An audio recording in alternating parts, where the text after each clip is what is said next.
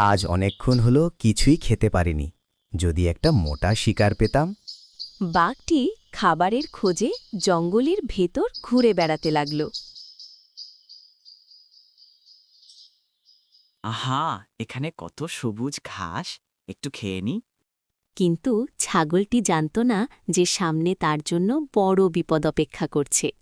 বাঘ হঠাৎ ছাগলের সামনে এসে দাঁড়ায়। আহা, আজ তো আমার ভাগ্য খুলে গেছে। এতদিন পর একটা মোটা ছাগল পেলাম।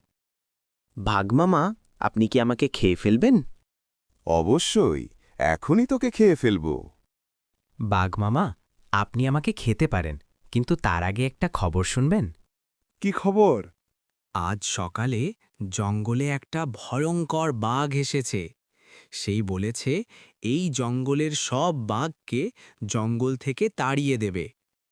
কি বলছিস, বাঘ এসেছে? হ্যাঁ বাঘ মামা, সে এখন কাছের একটা কুয়ার ভিতর লুকিয়ে আছে। চল, এখনই আমাকে দেখিয়ে।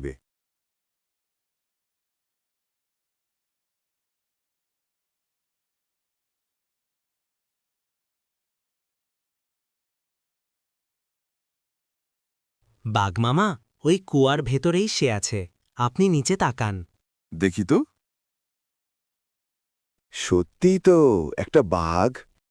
এই বেরবে আয়। বেররে আয়। আমাকে চ্যালেঞ্জ করছে? এখনই তোকে শিখিয়ে দেব। রাগে অন্ধ হয়ে বাঘ নিজের প্রতিচ্ছবিকেই সত্যি মনে করে কুয়ার মধ্যে ঝাঁপ দিল। উফ, আজ বুদ্ধির জোরে মেচে গেলাম।